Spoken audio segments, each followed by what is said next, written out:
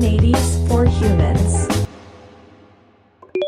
Hello, everyone, and welcome to another episode of Kubernetes for Humans podcast. My name is Itiel Schwartz, and today with me in the show I have two guests, both Scott and Shemer. Please introduce yourself. Scott, you may Awesome. begin. Awesome. So great to be here. My name is Scott Rosenberg. I'm the lead architect in the CT office at TeraSky, a global systems integrator, and happy to be here with Shemer. Hi, I'm Shemer. I am the lead director of architecture and IT platform in Playtika. Happy to be here with you. Okay, that's like a good start. If like one of you can like share a bit about his experience and his background, like where did you start? What led you guys to the Kubernetes space? And maybe also how did you meet? So each of you can start. Yeah. So I will take it. So basically, I've been in this industry for the last 30 years.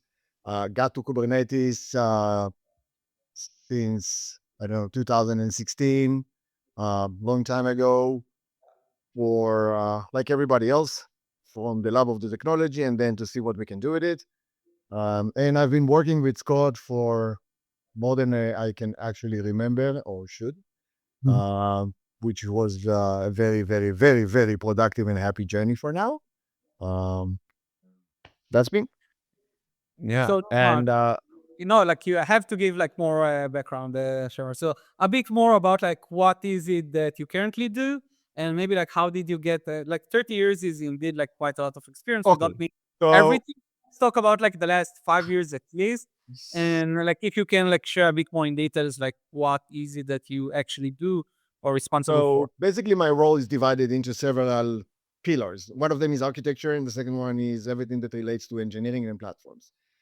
When it comes to architecturing and deciding or choosing the best solution for, in this case, Playtika, which I've been working for the last 8 years, the role is to find the best solution for the best either budget, if we want to buy something, or if we're going to the build plane, is tend and pick something that is open source with the least amount of effort you put into in order to make it work, while getting the best results from this project/product.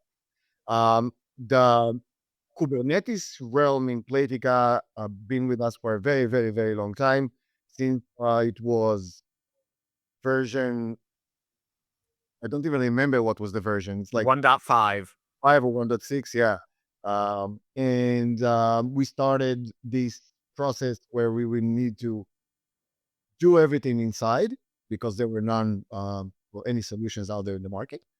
And later on, recently in the past few years, when we understood that, the market has matured and got to the point where we can actually buy something, we shifted this paradigm and bought what we're going to discuss on this podcast. And this is basically the main description of my role. It's like to get from this side to that side, or by the way, we also had other opportunities when we moved from something we bought into an open source solution that we understood that they are better at this point in time. Okay, now that makes more sense. Maybe if you can like just in like 2 sentences and then I give Scott to talk. Playtika, a bit about the company. Like I guess some of our listeners are not unaware of like the company. Even it's quite famous in Israel. We have some So, yep, outside no of. problem. So Playtika is a gaming company. We are currently running more than 25 different games that are running on mobile, basically. We are the largest company for those casual and social games in the world. Very complex orchestration, very complex architecture, a lot of infrastructure. We are running on-prem, solely on-prem. We are not using any cloud solution. 95 of our traffic is located in the US. So basically, we are running in co-located cluster data centers in the United States. 3,000 people globally, almost all over the world, mainly Israel, Ukraine, and Poland, but there are a lot of offices everywhere. Very professional people, very professional technological teams, that is very, very, very interesting and challenging to work with. Um, and that's it. Okay. So I think like that's a good intro. Scott, now it's your turn. Yeah. Yeah. So Shemer said he's been in the industry for 30 years. I've been in this world for 30 years. But I've been I grew up more in the traditional VMware on-prem world. Back starting in around like 2014. And as of 2018, I've been at TeraSky. So for the past 7.5 years or so. And my first introduction to Kubernetes was back in the days of VMware PKS. When they released their first Kubernetes offering, I was very involved in the VMware ecosystem, started with that, loved the Kubernetes part, didn't like the product part, and from there, moved on into really just loving Kubernetes. Have been a contributor to Kubernetes for the past 7 or 8 years. I'm basically like 7 years or so. Since the beginning, was finding bugs and just contributing back. And that's grown into a lot of the CNCF ecosystem around Backstage, Crossplane, Kubernetes, Cube apps back in the day, Carvel, and have really just, dug into the Kubernetes world. And over the past 2 or 3 years or so, I've been really focusing in on platform engineering as well. Where I believe that Kubernetes is a key pillar point of that, but it's really what's interesting me a lot more these days is the layers above Kubernetes rather than Kubernetes itself, which has been basically democratized. Go to any, little tiny mom and pop shop cloud and they have a Kubernetes offering, right? Mm. Kubernetes is a few binaries that run and it's complex. And I don't recommend anyone do Kubernetes the hard way unless you want to suffer. But, everything above it is where it's really interesting. And that's where I'm spending most of my time these days and helping customers, build those solutions out. And have been working with Shemer and the Playtika team for quite a few years, going down this journey together. No, that's a great intro. Maybe if you can, so why TeraSky? Why professional services and not joining a company? And if you can share in a word about what do you guys do? Yeah. So TeraSky is a global systems solution integrator, right? Many companies are systems integrators. We're the same acronym, but a solution integrator. And it really comes down to the philosophy of the company. We started back in 1985. The company has gone through multiple iterations and has grown, but started really from the, let's say, on-prem data centers, backup, data protection, storage, into the vSphere world, into cloud and DevOps and all of that. And we're now a global company, an Israeli company with presence in New York, London, the Baltics, Israel. And when I, started out looking for where I wanted to work, I really wanted a systems or solution integrator. And I think the reason that it catches my eye is that I have two key ideals in my life, in my technical world, that I want to always follow. Number one is always being 100% technically honest.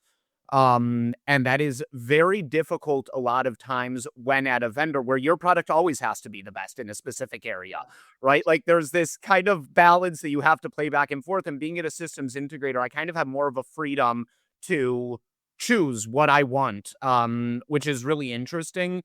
The other thing that I really like working at a systems integrator is that I just get exposed to so many different unique implementations and questions and this, and my toolbox is just so much larger that I can play with, right? When you work at a vendor, it's much more tied to what's in our tool set. What can I offer you for my tool set? But if the customer has a challenge in storage and I'm a networking company, there's not much that I can offer there. I don't like that situation of I don't have anything to offer.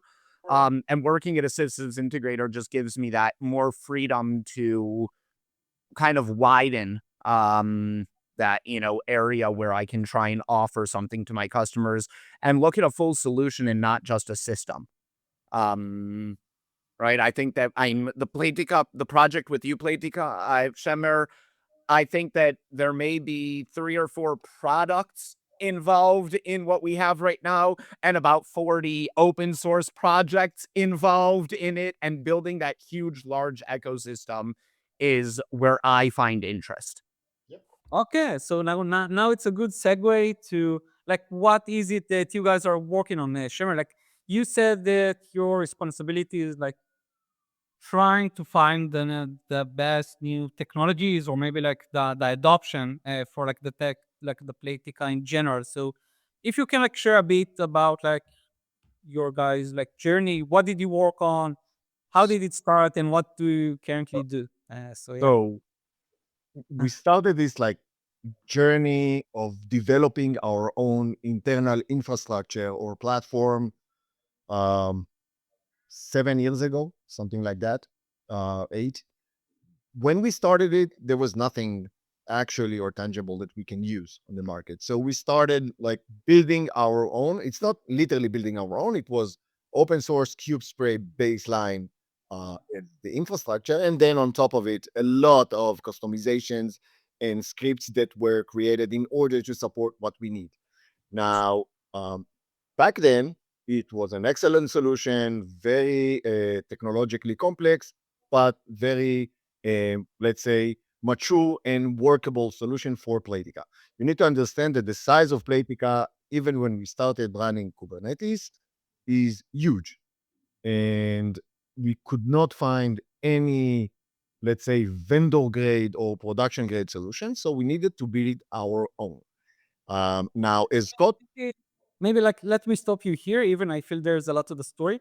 So you guys had already like a running infrastructure, right? A running like games. yes, Everything was okay, right? Like you're making money, everyone is happy, but yeah. something did bother you, right? Like to go into this like journey. Like what were the reasons of like saying we need to like to search for like something, right? Like what led you to know that what you currently have is not good enough? So at some point in time, several years ago, we started to notice that there is, let's say, a tension between the things that you want to develop and need to develop in order to make your current platform more robust, more mature, more features. And this goes towards, first of all, priorities, budgeting, people that needs to support all of these. And at the same time, you start to see that the industry is catching up with us. And at some point in time, when you actually understand that Playtika makes its money from games, not Yeah. from developing Kubernetes platforms. So uh, once these truth became to be a reality in the management level and downwards, then we started this journey of, okay, let's see what's out there and see how it can fit to our needs. And at that time, um, TeraSky and Scott came and started to work with Playtika. There were several iterations of trying to find a solution. Um, like what we currently have in production or running in production today was not the original tested Yeah, makes sense. implementation. Right. It was a very long journey with several, let's say, challenges and difficulties, where we actually, again, because of our size and because of our implementation, and part of it, I would say it's even a cultural issue, we could not get it work at that time. Um, and mainly the solution came from VMware's like TKG, that Scott tried to work with that and implement here.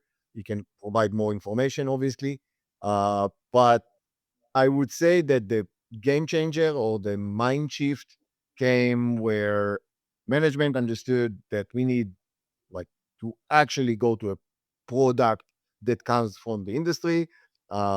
There was a very long process of understanding what we need. And when we chose, in this case, Spectro Cloud or Palette from Spectro Cloud, then with the backup of our management, this process became much more, let's say, constructive, and we started the process. Scott, you can add from Yeah, your Scott, maybe Yeah. give your point of view, and Yeah. then I'll have a couple of follow-up Yeah. questions. I think like I completely agree with what Shemer was saying. There were a lot of, technical decisions that I think, Playtika has always been a leader, always going ahead of the curve in many times in terms of technology, right? From the first adopters of the whole Spring ecosystem, right? A very heavy Java company, immediately moved into service discovery, what everyone talks about today in the world of service mesh. They were doing it before service mesh was a term, using things like Eureka, right?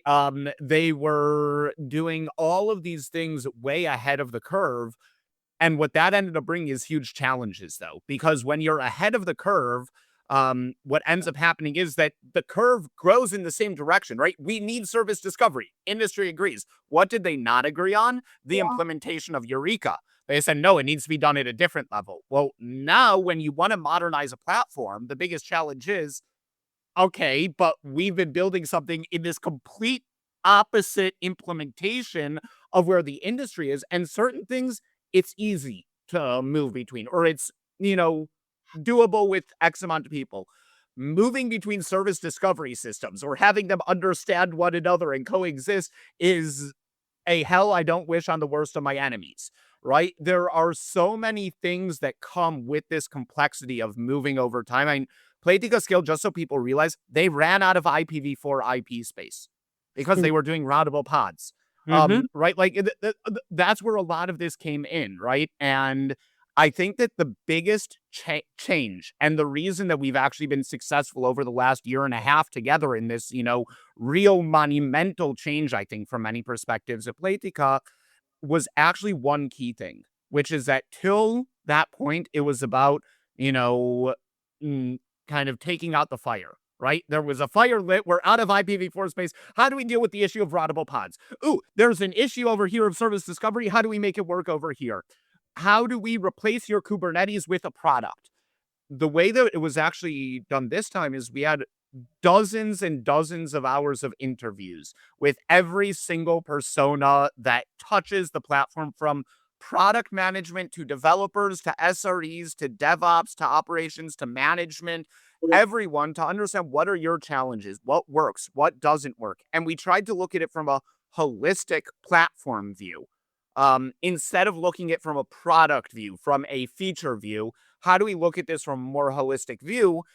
And then once we did that and we had management together with us on this, what we were able to do is say, okay, yeah, it's not going to be easy to move to a cluster API based mechanism from from mutable nodes where we do in-place upgrades. That's never an easy change for someone. But when we look at the bigger picture of where do we want to go, what is this going to enable us, then the pain from a specific feature can be swallowed, right? And I think that we fell too many times on these deep technical decisions on one feature instead of looking at what the full platform gives us. And that's, I think, the change that, together in this partnership that we've built has enabled for Playtika to really build out this mature platform, because we looked at it from that more holistic view. No, I think like that's like a very interesting point of view, and I feel that it encapsulates, like you mentioned, like the pain, right, of like small decision or like a tactical decision compared to the more like strategic value that something like that can provide. So maybe if you can, guys, like take me to the start, or maybe like to a pivotal moment of like what were the main challenges in the beginning, or again, like it doesn't have to be the beginning, but a project like that in that scale, in these like bleeding edges, you said, right? Like there was no technology. Maybe if you can share a bit about the challenges and how did you overcome it, and maybe like challenges, how did you overcome it, and maybe like as an additional point, what would you do differently, or if some of our listeners are now moving to Kubernetes, what are like the main like points that you guys learned? So Challenges in what? Challenges in the current implementation project? no, in the past, like if you want, you can also like every challenge is a good challenge for me, or for the listeners. Mm. I'm more interested in like the migration part, but So, like okay. Yeah. So I can I say would that say just on that for 1 second, Shemer, I think that there's two separate issues here that have to be talked about the challenges, right? Number one was the technological challenges. Now, technological challenges at the giants, at the unicorns like Playtika, may be relevant to different companies at different levels. I think the other one that is extremely challenging is the people culture thing that I think we also need to cover because that's where most of the challenges end up happening, right? Technological challenges, a few lines of code solvable. can fix. Yes, solvable. Um, right? So you can So, choose the top yeah, So, challenge. go ahead, Shemer. no, it's not just you cannot, but this is exactly the point. You cannot choose. You need to understand that again, particularly for us, it might be different in another company, but particularly for us, it's more of a psychological and internal process that this company needed to be in order to start this process. Now, once this mind shift started and was delivered from bottom down, then it was very, let's say, not very, but relatively easy to start the migration. Because first of all, Playtika was already uh, based on everything is Gitted, everything is infrastructure as code. So there is no, let's say, special development implementation that needs to be done.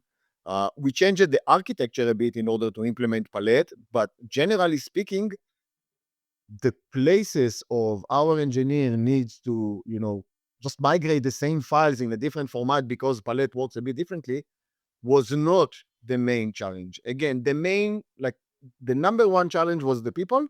But as we started to work in this project and people start to see the value of this platform, then you started to see the embracement of this, you know, first of all, starting to work, it's much easier because now everything is declarative, even in a better or easier way than it was before.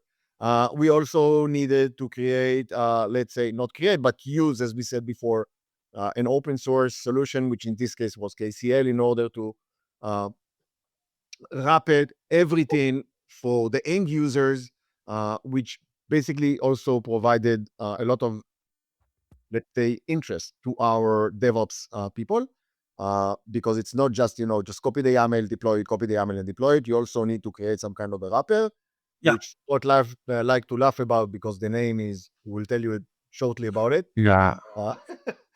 But we ended up with the same place where we started. It's like a circle, but I would say that besides these, the other challenge, which again, it's a mitigated one, was bugs and things that we found in the product itself. Because, although it is a vendor and it's an enterprise and everything is good, bugs happenings and feature requests are lacking. So we are working constantly with Spectro Cloud in order to fix it. And again, most of these issues relates to size. It's because of the sheer size and the huge infrastructure requirements that comes from Playtika. We managed to, let's say, I wouldn't say break, but we managed to harm even this solution. The fixed part of it, everything else will be fixed, obviously, soon.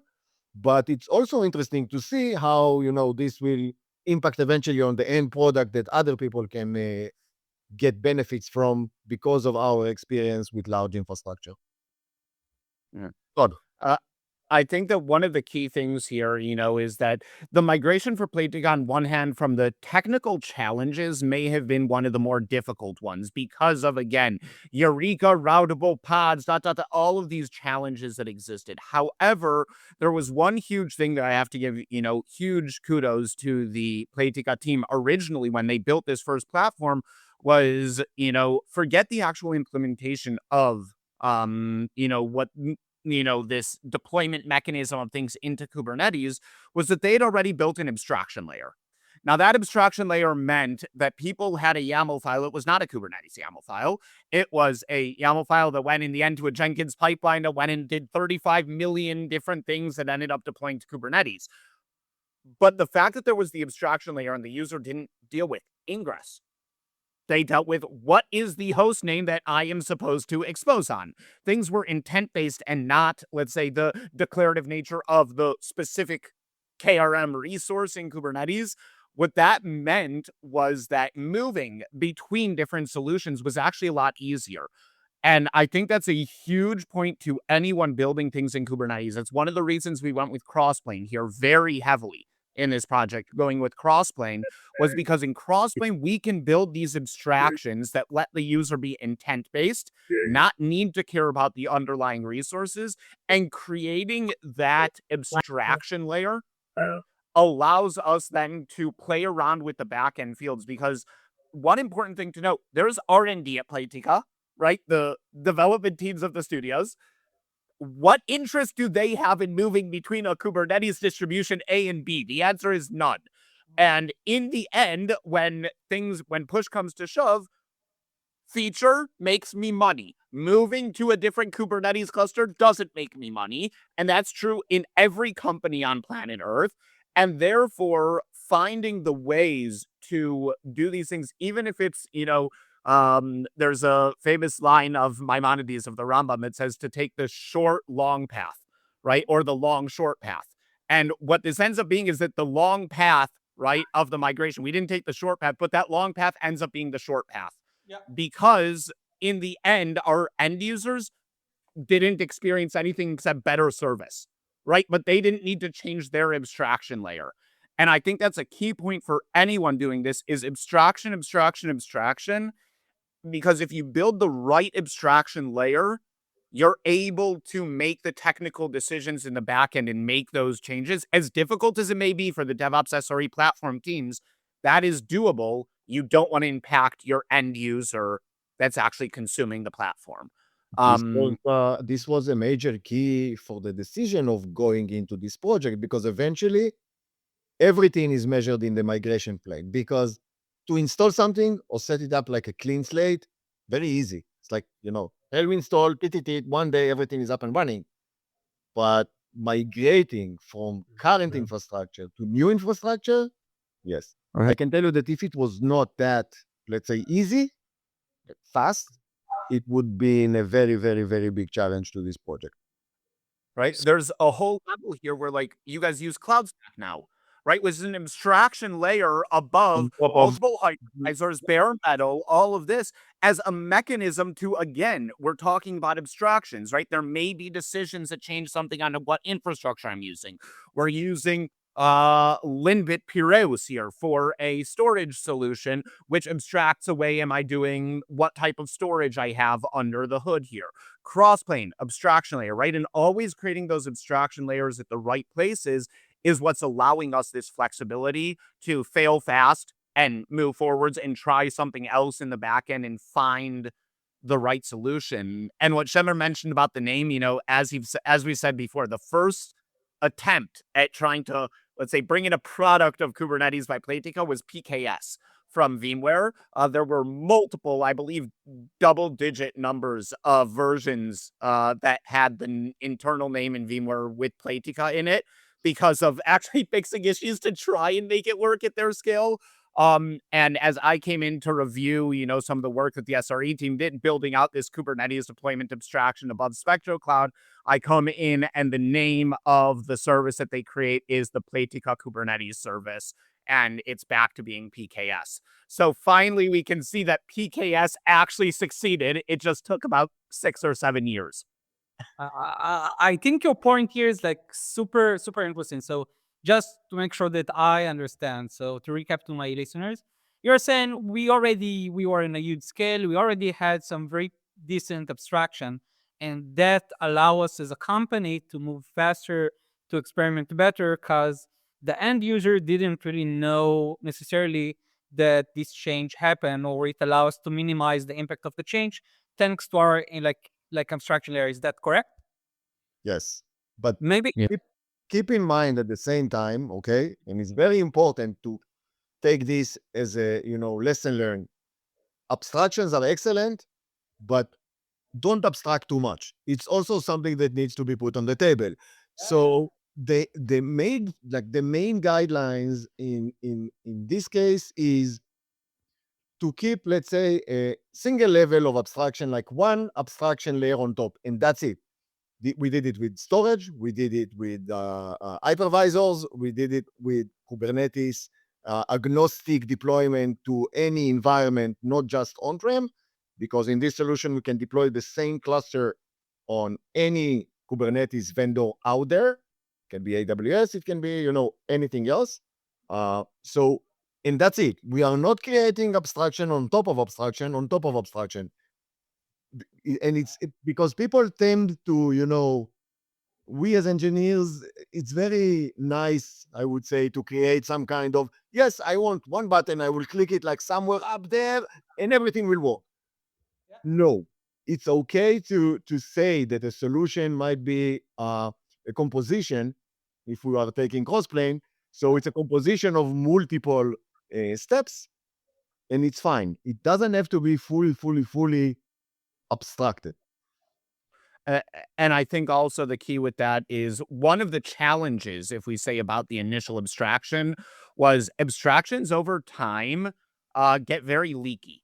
Yep. Because in the end, there were leaked things in the attempt of bringing in Istio a few years ago, where certain Istio fields are now exposed in your abstraction, because how did you let the person decide if they wanted Istio or didn't want Istio, depending on which service discovery they were using in their environment, so you end up leaking things. I think the key when it comes to an abstraction or anything in platform engineering is that 80-20 rule. And that's really what we've tried to follow here. We can't build an abstraction that is going to cover 100% of all use cases.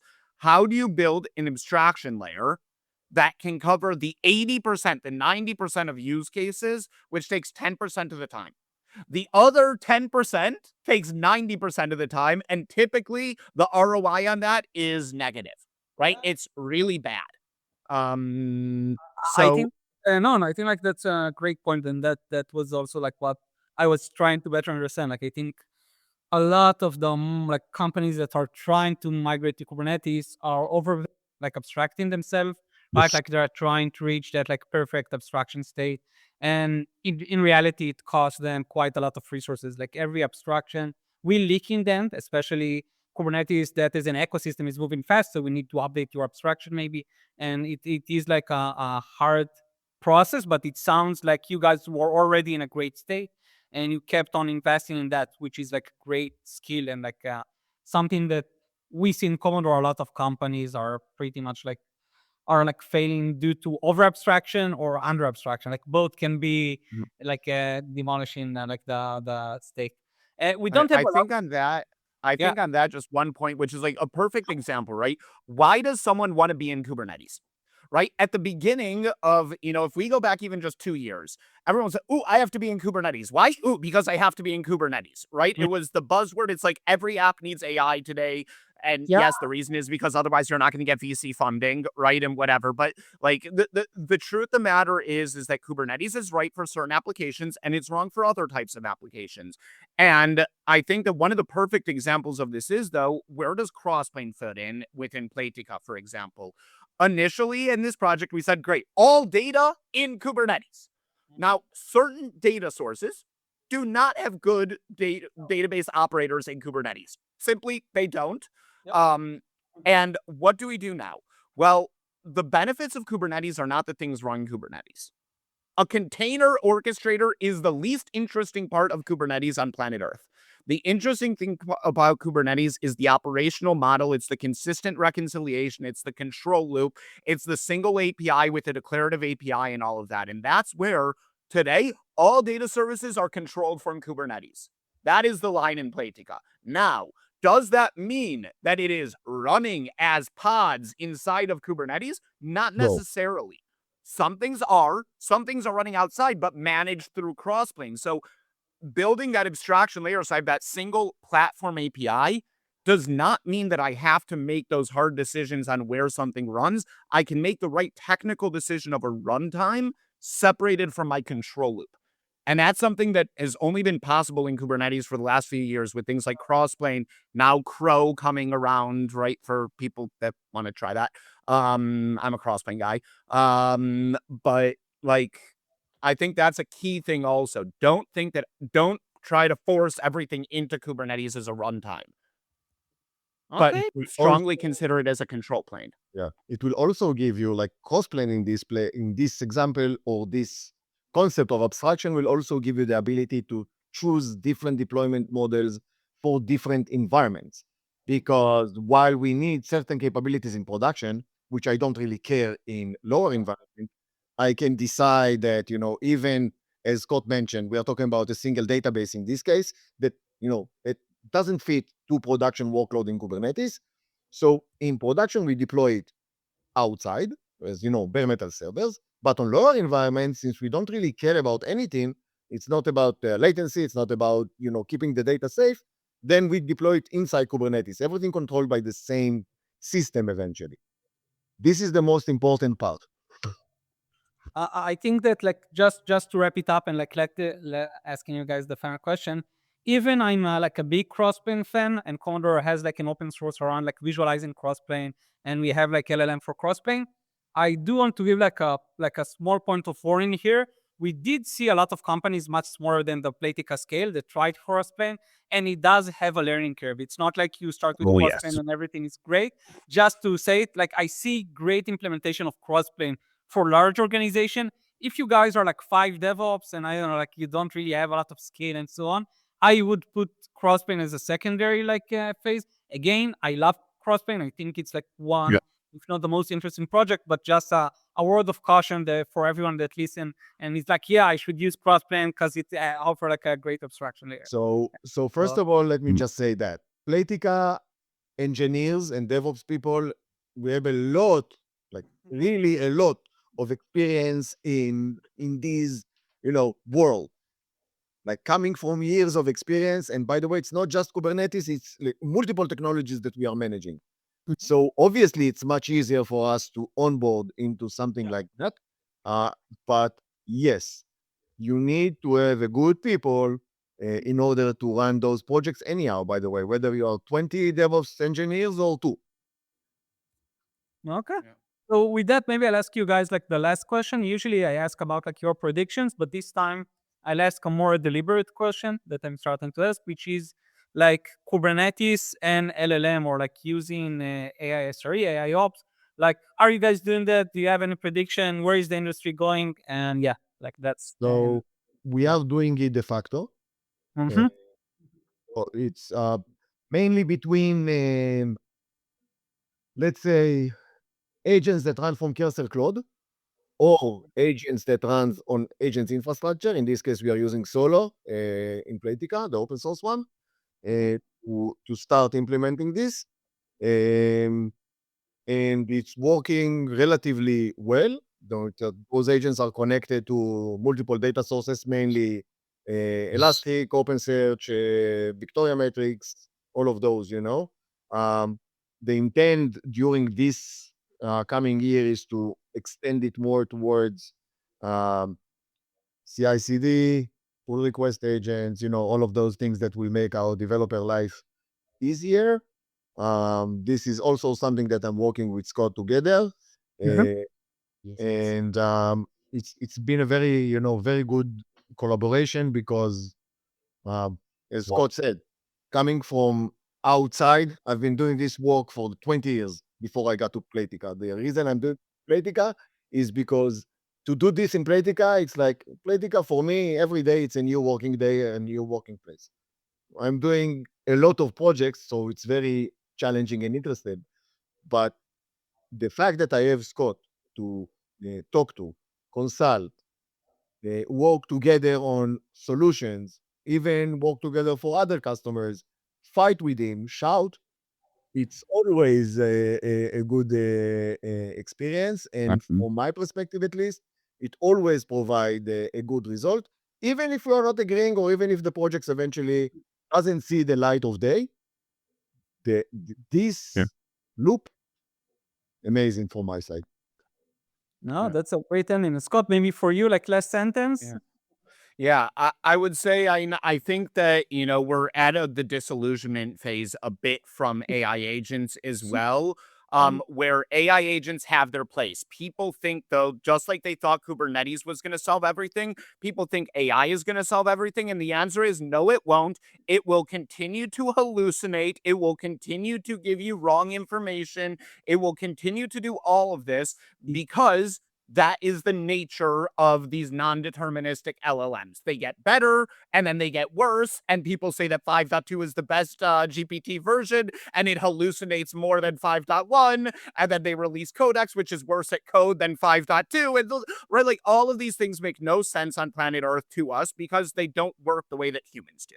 Now, I think that bringing Kubernetes is the number one runtime for AI agents and for these things, because what is an AI agent? It is an application. What else is it? An application that exposes an HTTP endpoint that things connect to. In the end, that is what it is. And that is why Kubernetes is a great application runtime. Therefore, it is a great agentic runtime. What I think we're going to see, and this is where I think we're moving in 2025, is the idea of RAG based on Kubernetes. The current situations of Kubernetes understanding are horrible because they bloat up context. When I try to solve Kubernetes with an MCP and it now needs to go and find all my CRD schemas, I will explode my context with only an eighth of the CRDs that I have in a typical cluster by a customer with the amount of CRDs that exist today. And therefore, we're seeing more and more interesting things with Quadrant, building RAG systems around Kubernetes. I think we're going to see more in that area, where we're going to see this agentic RAG type idea that both AWS and Azure are bringing out there into the market, and some open source things. That's what I'm really interested in, because we're dealing with logs. Logs are too much data a lot of times for context, but it's one of the greatest things that agents are good at doing, understanding the stack trace that a human is bad at. Understanding what CRD schema. It's great if I give it one, but for it to find the right one is terrible. And that's where I think these RAG-based systems, which have kind of become less sexy since MCP came to the picture, I think is coming back, and we're trying to find now as an industry where all these pieces fit together, which is extremely interesting to me. I can tell you that from our side, by the way that we are instructing our people to work with, in this case, Cursor or Claude, is on top of the rules that we provide, as package to those employees, we are mainly instructing them to ask a very particular and narrow question in order to avoid the bloat context. I mean, nobody goes to, okay, I have a problem in Kubernetes, find it. It will never work, really. It's no. But I agree. And just to give like a short plug here, like Commodore does try to solve some of it using Cloudia, which is our own like AI suite for Kubernetes. But I think that it is one like context engineering, understanding how can I reduce the context in a way that provides enough context, but not too much context, so it will start to hallucinate is one of the biggest challenges. Okay, so we already like ran out of time, but it was such an interesting episode. I think it's worth it. Thanks a lot, Scott, Shemer, and good luck building the next generation of PK, Playtika, Kubernetes. Service, Sorry. PKS. Sorry. Awesome. Goodbye. Thank you. very Great much. being here. Bye-bye. Cheers.